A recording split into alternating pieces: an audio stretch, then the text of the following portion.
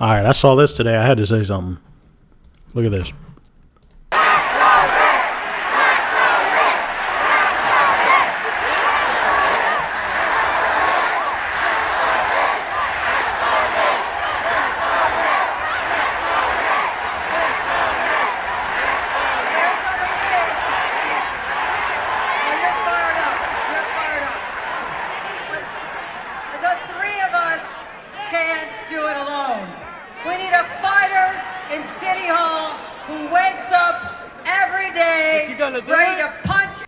Boom, right there. You heard that?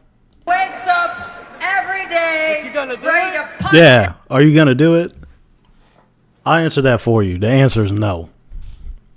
When are people going to realize that the rich don't pay taxes? They've never paid taxes. When the tax rate was 90% in the 50s, nobody paid 90%. The average amount taxed in the 50s is the exact same, has stayed the exact same over the last 70 years, around 30%. Now, we've had lots of Democratic, Republican, we went back and forth, but fundamentally, when you look at the metrics, nothing has changed. The rich don't pay taxes. Talk to anybody that's in that echelon of like actually extremely wealthy, like Zohran Mamdani and his family. Or you could even listen to like Robert Kiyosaki talks about it. You start learning about Massachusetts business trusts and how the Rockefellers manage their wealth. You start to realize that these people are 95 steps ahead of these legislators, especially 95 steps ahead of the mayor of New York City.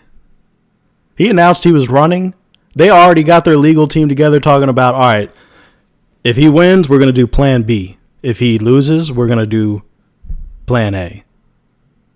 And plan B is like, we're just going to switch this thing over here and we're going to call it this now. And we're going to cut this and we're going to move that money over to here. And then the rest will be business as usual. That's what happens. That is actually, and I've seen this happen firsthand. I've worked for private equity companies. They don't care. You start taxing the hell out of them, they move to a different state.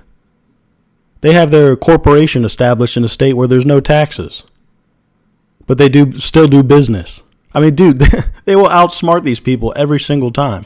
Like, I thought this was common knowledge at this point. Like write-offs and stuff like that. Like if you have a business, you can write everything off. You're encouraged to spend your money so that the government doesn't take it. You're encouraged to give it to charities. If you're investing in real estate, you can buy more real estate and expand your portfolio to avoid paying taxes. It's always been that way. It's never going to change. So what are these people talking about? What are they really saying? Because they're lying. And look, I don't vote. And I definitely don't live in New York City. I really don't care if he gets elected. It just makes you wonder. Like, I thought this was common knowledge. Like, can we just move past this, like, we need to tax the rich thing? Like, are people still buying that? And then you got this.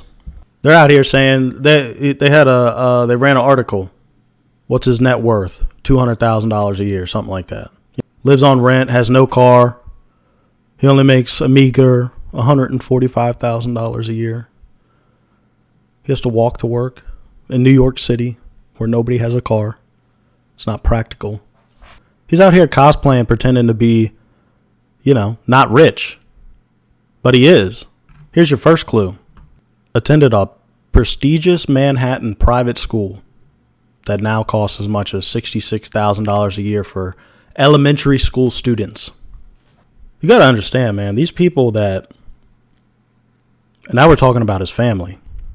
Well, first, let me say, when it comes to hiding assets, okay, it's very easy to hide your assets. And so, like, if you're not publicly holding a company, or you're not holding title to real estate in your personal name, which a lot of people that are extremely wealthy, they don't.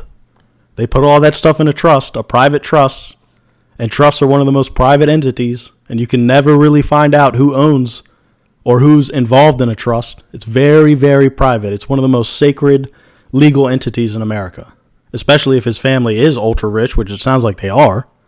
I mean, the kind of people that send their kids to these kind of schools, they're like a whole different class of people. If you've ever spent any amount of time in these areas or with people that sent their kids to these kind of schools, you would know. The thing is these generational wealthy families and the people that grow up in them, they have they have an entirely different outlook on the world. They don't know the struggles that we know. They're not faced with the fear every single day that if they don't get their shit together and put their best foot forward and work their ass off so that maybe they can get lucky, their parents are going to have to work for the rest of their lives and they're going to have to suffer. And they're not going to be able to help their family or pay for anything or pay for medical care. They don't have AI nipping at the heels of their income and their job, threatening that they might not be able to take care of their family starting at any point in the future. They're not faced with that. You know, if this shit doesn't work out for him, if he fails, he ain't got nothing to worry about. He's going to go home. His mama's going to give him a hug and pat him on the head and say, it's okay, baby. You can do whatever you want. Just, you can stay here for a little while and then, you know, it'll be okay. You can be whatever you want to be. Just take your time, okay? Meanwhile, if I lose my job, I'm fucked. You're fucking bored. You're coming over here and meddling in American politics because you're rich and you don't have anything better to do with your time. It's so obvious. I don't know how people don't see it. First, you're a rapper and now you're running for mayor of New York City. Come on, man. You out here doing this shit for fun. What a fucking joke. There's always these rich boys running around talking about, I don't believe in money. I think everybody should just share.